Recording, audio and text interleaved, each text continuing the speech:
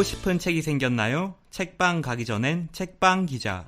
네, 책을 통해 보는 세상 이야기 책방 기자 2화 시작합니다. 저는 오늘 진행을 맡은 영진인데요. 스튜디오에 김챔프와 원북이 두 분 나와 있습니다. 네, 안녕하세요. 김챔프입니다. 네, 안녕하세요. 원북입니다. 날씨가 덥네요. 두 분은 어떠셨나요? 저는 2주간 이제 회사도 다니고 있고, 제가 최근에 유튜브를 해서 유튜브도 하고 있어요. 그러면서 2주가 훌쩍 지나 있는 것 같습니다. 훌쩍 지나신 거 맞아요? 정말 빨리 지나가더라고요. 시간이 너무 빨라서 좀 아쉽기도 합니다. 제 마지막 20대가 이렇게 빨리 지나가면. 근데 코로나 때문에 2년이란 시간이 제 20대 2년을 뺏은 것 같아서 너무 아쉽더라고요. 다들 어떠신지 좀 궁금하네요. 철학적이시네요. 저는 2주 진짜 빨리 지났고요. 아무래도 그간 코로나 관련해서 이슈들이 워낙 많았다 보니까 이런저런 일을 하다 보니 유튜브나 이런 사적인 거에 대해 생각할 시간이 없더라고요. 여유가 없어가지고 부럽네요. 네, 그러면 책 이야기 시작해보겠습니다. 오늘 저희가 다룰 책 이름이 재밌는데요. 네, 손원평 작가의 소설 아몬드입니다. 책방 기자에서 처음으로 소설을 다루게 됐는데요. 사실 소설 읽을 때는 술술 넘어가지만 읽고 나서 대하기는 쉽지 않거든요. 작가 메시지도 숨겨져 있는데 이것도 찾아야 되고요. 저같이 좀 떠먹여주는 거 좋아하는 사람들은 그래서 좀 소설을 밀쳐두게 됩니다. 아몬드를 선정하신 분이... 네, 이번에는 접니다. 지난주에 저희 영진 씨에 이어서 이번에는 제가 좀 책 추천을 했는데, 근데 그 전에 한번 읽었던 책인데 좀 인상이 깊고 제가 좋아해서 추천을 하게 됐고, 사실 이게 그러니까 서점에 좀 자주 가시는 분들이나 최근에 들렀던 분들은 그 베스트셀러 모아놓는 곳이 있잖아요. 거기서 한 번쯤은 보셨을 거예요. 이 뚱한 표정의 남자가 표지에 그려져 있는 이 책, 아몬드. 어느 서점에 가도 베스트셀러 칸에 올라있는 책이거든요. 저도 사실 그걸 보고 저 책은 뭐지? 궁금해서 집어들었다가 이제 그날 사서 다 읽었는데 되게 좀 재밌었어요. 그냥 술술 읽히는 점도 좋았고, 술술 읽히는 거에 비해서 생각보다 이런 부분 저런 부분 좀 고민을 할 지점들이 많았던 것 같아요. 그래서 다 같이 읽어보고 좀 이야기들 나눠보면 좋지 않을까, 그런 생각에 추천을 하게 됐습니다. 네, 청취자분들도 표지를 보면 무슨 책이신지 바로 알게 될 것 같습니다. 네, 저자에 대한 이야기도 들어보지 않을 수 없겠죠? 오늘 또 원북이가 저자 소개를 한다고 하네요. 네, 저희가 이제 손원평 작가에 대해서 좀 알아봤는데요. 일단 1979년생이시고 서강대학교에서 사회학과를 나오셨는데, 좀 특이한 이력이 이제 2001년 시내 20일에서 영화평론가 우수상을 받으시면서 이제 평론가 생활을 시작하셨더라고요. 네, 그러고 이제 2003년에 한국 영화 아카데미라고 이제 대한민국의 거장 감독들은 여기서 많이 나왔죠. 8월의 크리스마스의 허진호 감독, 그리고 플란다스계, 그리고 최근에 아카데미상을 받은 기생충의 작품의 감독이신 봉준호 감독도 한국 영화 아카데미 출신이십니다. 그래서 여길 졸업하시고 이제 인간적으로 정이 안 가는 인간, 너의 의미라는 이제 단편 영화 작품도 하셨고요. 그리고 이제 작년에 좀 최근이죠, 침입자라는 장편 영화에서도 감독을 하셨습니다. 오늘은 준비를 좀 많이 해오신 것 같은데 손원평 작가님 쓰셨다는 그 작품 다른 것도 좀 보신 거예요, 그럼? 저는 솔직히 말하면 이렇게 대중적으로 막 유명한 작품들이 많이 있진 않아서 저는 아몬드가 첫 작품이고요. 근데 또 이 아몬드란 작품이 청비청소년 문학상을 수상했는데, 또 그 다음엔가 이듬해 낸 책이 서른의 반격이라는 책인데 제주 4.3 평화문학상을 수상했다고 합니다. 네, 원북씨 이제 다음 녹화 때도 기대하겠습니다. 근데 또 여담으로 이제 손원평 씨 아버지께서 손학규 전 의원이시죠. 그래서 이제 그런 정치인분의 따님이셨다고 하셔서 저는 좀 조사하면서 좀 놀랐습니다. 이건 저 처음 알았네요. 저도 처음 알았습니다. 네. 그러면 책방 기자 2화 아몬드 편 본격적으로 시작하겠습니다. 책의 핵심 화두는 공감인 것 같아요. 공감 능력이 떨어졌던 주인공 윤재가 친구 고니와 도라를 만나면서 성장하는 이야기입니다. 고니와 도라 역시 윤재를 만나며 성장하기도 하고요. 책은 고등학교 시기를 중심으로 해서 나오는데요. 저는 처음에 이제 책 소개 말을 보면 공감 능력이 떨어지는 아이에 대한 이야기도 나오고 뭐 괴물이 괴물을 만났다 이런 소개글이 나와서 이게 뭐 중2병 앓는 청소년 이야기인가 이렇게 생각을 했어요. 그런데 읽다 보니까 생각보다 진지한 이야기더라고요. 네, 책 보면 이 주인공 윤재는 선천적으로 이 감정 표현, 이 불능, 감정 표현이 안 되는 알렉시티미아를 앓고 있습니다. 알렉시티 이름이 굉장히 어렵네요. 네, 이게 이름이 좀 어려운데 편도체 크기가 작을 때, 그러니까 작은 경우에 나타나는 그런 증상이라고 하는데 여러 감정 중에 특히 공포에 대한 감정을 잘 느끼지 못한다고 해요. 그러니까 책에서는 이런 기존에 있는 사실에 근거를 해서, 근데 근거를 하되 이 알렉시티미아에 대해서 작가가 상상력을 덧붙인 건데요. 어쨌든 윤재는 이 알렉시티미아 때문에 어린 시절 그 묻지마 범죄로 눈앞에서 할머니가 돌아가시기도 하고 또 어머니가 의식을 잃고 식물인간이 되는 그런 사고를 당했는데도 담담하게 반응을 하게 됩니다. 책에서도 이 부분이 시작하자마자 사실 나오잖아요. 근데 되게 그림을 묘사하듯이 자연스럽게 그냥 전개가 됩니다. 어떤 영화 감독도 하고 비평도 하는 그런 작가다 보니까 더 이렇게 그림 그리듯이 책이 흘러가는 것 같습니다. 그런데 감정을 잘 느끼지 못하면 사회생활 하는데도 어려움이 있지 않나요? 막 공능제 이런 말도 있잖아요. 공감 능력 제로라고 무덤덤한 사람들을 비판하는 용어도 나오고 있는데 할머니와 어머니의 헌신이 있어서 윤재는 사회생활 그럭저럭 해나갈 수 있었는데요. 커다란 전지에 상황별 대응법 등을 써서 암기하도록 했는데 가령 차가 가까이 오면 몸을 피해야 한다. 사람이 가까이 오면 비켜서야 한다. 상대가 웃으면 따라 웃어야 한다 등의 그런 방식으로 공부를 했다고 합니다. 오, 그런데 그런 식으로 모든 상황에 대한 대응이 가능할까요? 네, 윤재도 미안하다, 고맙다 말하는 것은 상대적으로 쉬워합니다. 어려운 상황은 따로 있는데요. 가령 먹고 싶지 않는 과자가 있는데 친구가 먹고 있으면 나도 과자가 먹고 싶어 라며 말 거는 상황이 그렇죠. 자주 있진 않겠지만 살다 보면 이런 연기가 가끔씩 필요한 상황이 오거든요. 결국 윤재는 되도록 주변 사람들과 엮이지 않거나 입을 다무는 편을 택합니다. 할머니와 어머니가 불의의 사고를 당한 이후로는 이런 방식이 더 강화되죠. 주변 사람들이 보기에는 불편해할 수 있지만 사실 윤재 입장에서는 주변 사람들과 소통을 끊는 게 전혀 불편하지 않거든요. 오히려 편하죠. 할머니와 어머니를 위해서 연기를 하고 있던 측면이 강하기도 하고요. 네, 사실 꼭 알렉시티미아를 알지 않더라도 살아가다 보면 이런 좀 연기를 하게 해야 되는 연기가 필요한 순간이 있잖아요. 있죠. 원북이는 어떨 때 보통 연기를 하는 편이에요? 보통 연애할 때 연기를 많이 했던 것 같아요. 그래서 늘 약간 실패를 했던 건가요? 그랬을 수 있어요. 보통 내가 뭐가 달라졌어라고 물어보면은 아는 척을 해야 되니까 라고 하면서 뭐 아는 척을 한다거나 사회생활을 하면서도 재미없는 이야기를 들었을 때도 좀 더 재밌는 이야기라고 좀 리액션을 해준다거나 관심이 없는 이야기인데도 좀 더 관심이 있는 척을 한다거나 그랬던 적은 좀 많았던 것 같아요. 지금부터 즐거운 척 하는 거 아니죠? 저 항상 팟캐스트가 녹음할 때마다 너무 행복하네요. 감사합니다. 이렇게 이제 공감을 하지 못하던 윤재를 바꾼 사람들이 책에 등장하는데요. 바로 고니와 도라입니다. 두 사람은 전혀 다른 사람인 것 같았어요.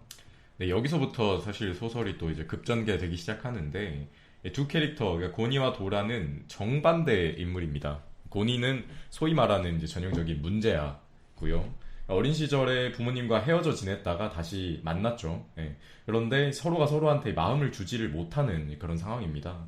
예, 고니는 뭐 그런 영향을 받아서인지 사실 말보다는 손이 먼저 나가는 그런 약간 좀 폭력적인 성향을 보이는 그런 아이고요. 사고도 많이 쳤고요.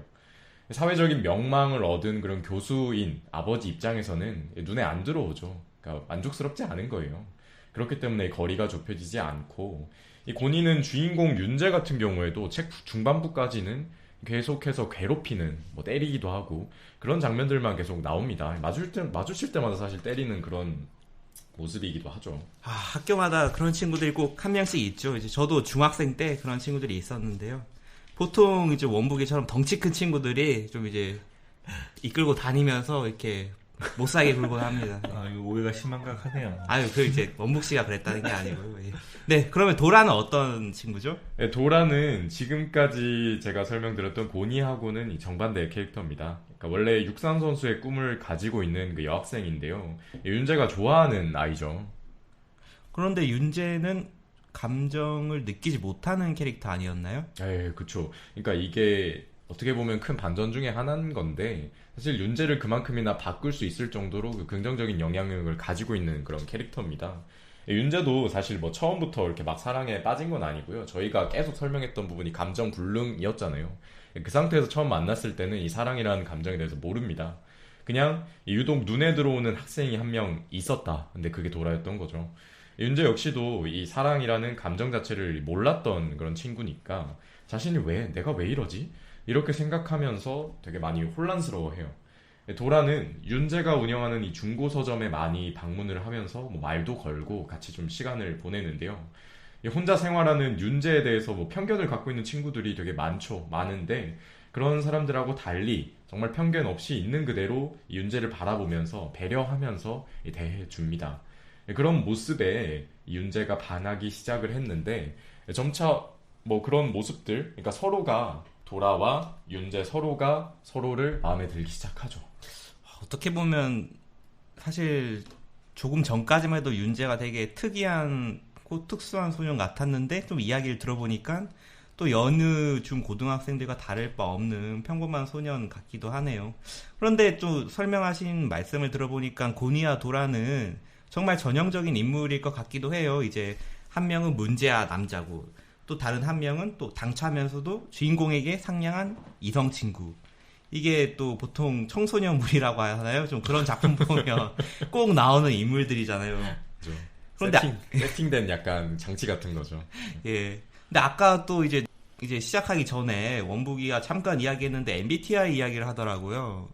요즘 MBTI가 과학이다라는 좀 유행어가 나오고 있거든요. 뭐 어떤 소개팅을 하거나 사람을 판단할 때 좀 MBTI로 먼저 선판단 그리고 이제 만나는 건데, 근데 이게 요즘 재밌잖아요. 그래서 윤재, 고니, 도라의 MBTI는 좀 어떨까를 좀 제가 한번 봐봤어요. 분석을 직접 하신 거예요? 네, 한번 직접 분석을 해봤습니다. 사이언스.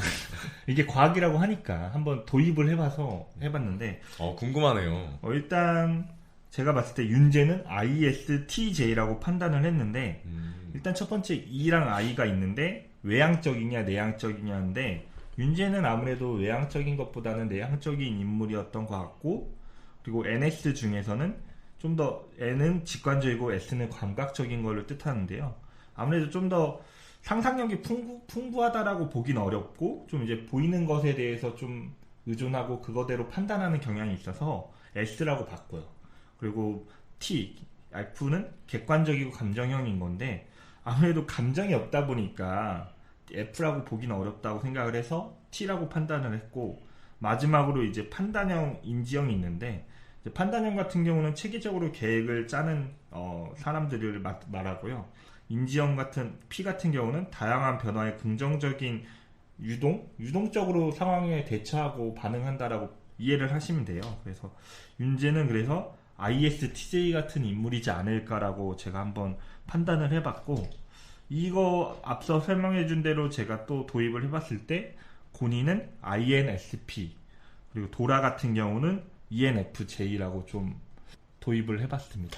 네, 재밌네요. 사이언스. 과연 원북이는 MBTI가 뭐로 나왔나요? 저 같은 경우는 도라와 같은 ENFJ가 나왔는데요.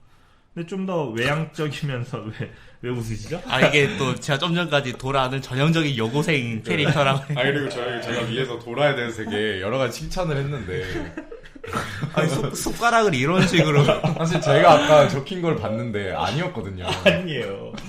이게 저도 좀 신기한데 저도 약간 도라랑 비슷한 면이 있지 않나 라고 좀 생각이 되네요. 연기력이 출중한 것 같습니다. 원북이만의 윤재를 만나기를. 일단 MBTI는 재미용으로만 보면 좋을 것 같습니다. 네, 은근히 잘 맞기는 합니다. 네, 다시 책 내용으로 돌아가겠습니다. 책에서 윤재는 고니가 고통, 죄책감, 아픔이 뭔지 알려주려 했다면 도라는 내게 꽃과 향기, 바람과 꿈을 가르쳐 주었다라고 말했습니다. 도라는 누구나 알고 있는 노래를 전혀 다른 방식으로 바꿔 부를 줄 아는 아이였다고도 했는데요. 낯간지러운 이 말인데 사실 윤재가 도라한테 사랑에 빠졌다는 의미이기도 하죠. 좋아하니까 또 달리 보이는 거니까요. 원북이는 인생을 돌아봤을 때 뭐 원북이만의 고니 혹은 돌아가 있었나요? 네, 있었는데, 없어졌습니까? 아니, 그건 아닌데, 제가 뭐, 전공을 말하자면 이제, 대학에서는 체육을 전공했는데, 고등학교 때, 1학년 때 만난 체육 선생님이 고3까지 계속 이제 저희 학년을 담당하셨거든요.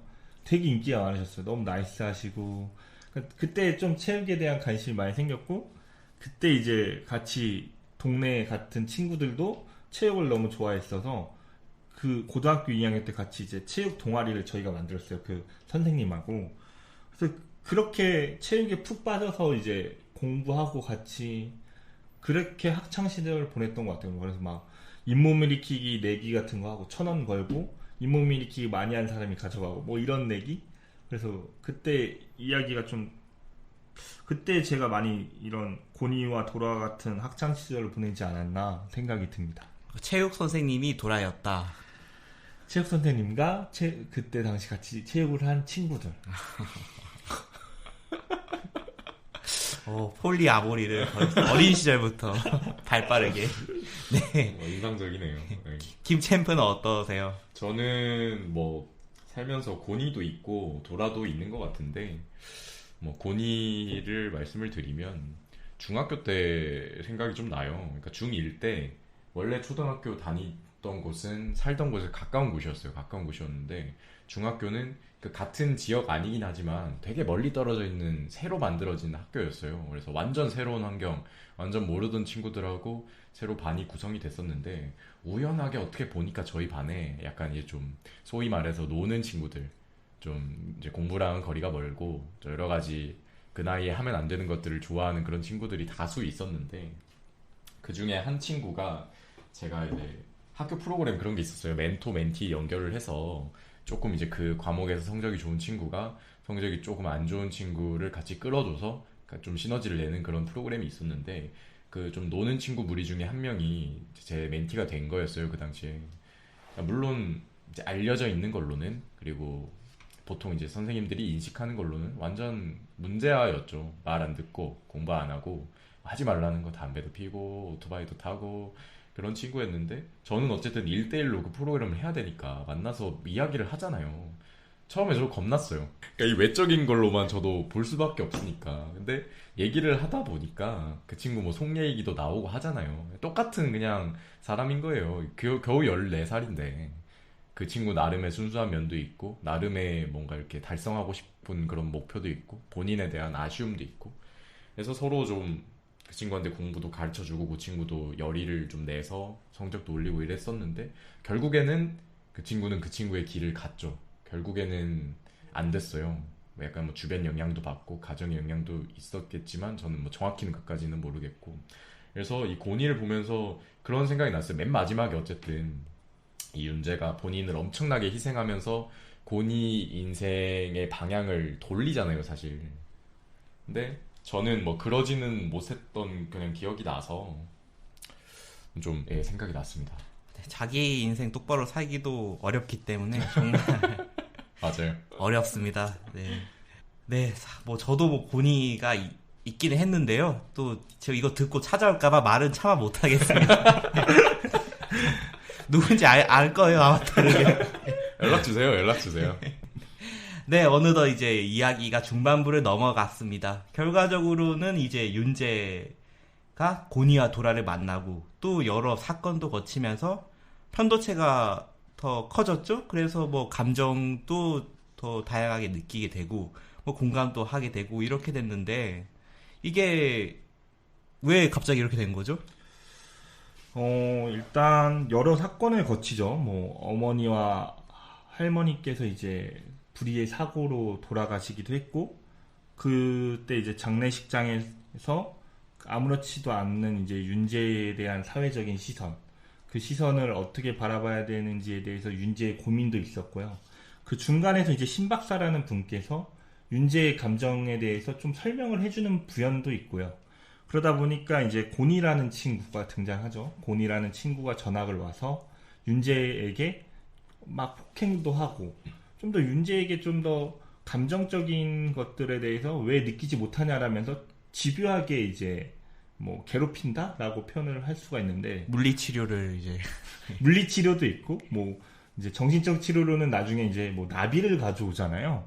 나비를 가져와서 그 나비를 분해하면서 이제 윤재가 그때 처음으로 좀 느껴요. 왜 그러는 거야? 그 나비가 되게 힘들어하잖아 라는 취지의 내용을 좀 말을 하거든요. 그러면서 그럼 너도 아픈 것 같아? 아니, 난 아프진 않지만 이런 행동을 멈췄으면 좋겠어 라고 조금 어느 정도 감정을 이끌었는데 고니가 성공을 하거든요. 그러고 나서 이제 고니가 뭐 이 자식은 이런 감정조차 느끼지 않는구나 라면서 이제 자기가 너무 힘들다 보니까 나비 분해를 멈추고 돌아서서 이제 집에 가는데요. 이거 말고도 이제 도라 같은 경우는 이제 달리기를 하면서 그 친구에게 좀 더 이성적인 매력으로 다가오는데, 그 이성적인 매력이 뭔지 모르니까 나중에 신박사가 이제 설명을 해주잖아요. 도라와 이제 그 윤재의 만남에 대해서, 윤재가 너가 이렇게 느끼는 거는 이러이러한 거다. 뭐 이런 과정들과 시간이 이제 복합적으로 작용을 해서 아몬드가 좀 이제 커져면서 결말부에서는 이제 윤재가 그래도 이런 공감 능력을 좀 가지게 됐구나라고 좀 저희가 인식을 하게 되는 게 아닌가 싶습니다. 네, 어쨌든 해피 엔딩으로 이제 마무리가 됐습니다. 사실 뭐 시간 제약도 있고 또 너무 줄거리를 또 구구절절 다 알려줘 버리면 이게 사실 저희가 책 읽기 전에 들으라는 방송인데 이거 이제 안 읽어도 되겠다 이렇게 돼버리니까 손은평 작가님 화가 날 수 있죠. 그래서 좀 양해를 해주시기 바라고요. 이제 궁금하다, 흥미가 생긴다 이렇게 생각하시면 또 책방으로 가셔서 또 한번 책을 구매하셔서 보시면 좋을 것 같습니다. 또 이 책이 청소년 대상으로 한 책이지만 직장인들이 읽기도 참 좋은 게 책이 정말 얇습니다. 굉장히 훌륭한 덕목이죠. 네. 책은 얇다는 게 제일 중요합니다. 네, 아주 잘 들었고요. 마지막으로 생각하게 되는 이야기. 책에서 이제 윤재처럼 알렉시티미아가 아니더라도 각자 뭐 자신만의 아몬드라고 할 수 있는 게 있을 것 같아요. 남들과 다르기도 하고 어떻게 보면 부족한 점, 약점이라고 생각되는 부분인데 이게 또 시간이 흐르면서 조금씩 채워지기도 하고요. 김챔프는 아몬드가 있나요? 저는 뭐 좀 생각을 해봤는데 약간 특정 하나의 단어로 정의하기는 좀 어려운 것 같고 그런 것 같아요. 좀 굳이 표현을 하자면 뭐 이해심, 배려 요런 쪽이랑 가까운 것 같은데 약간 그거예요. 저는 어떤 뭔가가 있을 때 이 정도 기준은 채워야 되지 않나, 이 정도는 해야 되지 않나, 약간 그런 게 있어가지고 젊을 꼰대. 왜 이렇게 못하지? 왜 이렇게 생각하지? 약간 그게 있었던 것 같아요. 근데 사람들이 뭐 전 세계에 되게 많은 사람들이 있는데 다 다르잖아요. 다 생각 방식이 다르고 살아온 게 다르고 뭐 특정한 거에 대해서 같을 수도 있지만 다를 수도 있지만 지금까지 뭐 산 인생이 아직 길지는 않지만 그래도 살면서 많이 이제 사람들 만났고 그러다 보니까 그래 저렇게 생각할 수도 있다. 내가 생각한 게 늘 옳은 것도 아니고 뭐 그런 생각을 좀 많이 하게 되지 않았나, 그런 부분 좀 있는 것 같아요. 네, 이게 또 원북이가 MBTI가 사이언스다 했는데 사실 저도 김챔프랑 비슷한 편입니다. 약간 젊은 꼰대 포지션을 회사 내에서 이제 구축해 나가고 있는 중이거든요. 그래서 아니 이거 조금만 더 하면 되지 않나? 왜 저러지? 왜 저럴까? 계속 되묻게 되는 하루하루입니다. 네, 원북이는 어때요? 다들 약간 좀 심오한 얘기를 하셔서 저는 그냥 제 연애가 제일 부족한 것 같아서 앞으로 활동을 위해서 더 열심히 노력해야 되지 않나. 야, 진짜 단점을 생각을 안 했네요. 단점이 없다는 거죠. 체육 선생님은 결혼하셨어요? 결혼하셨죠. 그때 저희 가르치실 때도 아기가 있었어요. 편집하도록 하겠습니다, 이거. 잘라야 될 것 같습니다. 네. 네, 오늘 2-1화 들어주셔서 감사하고요. 이어지는 2-2화도 많은 관심 부탁드립니다. 지금까지 책방 기자였습니다. 다음 시간에 만나요. 다음 시간에도 책방으로 고고싱!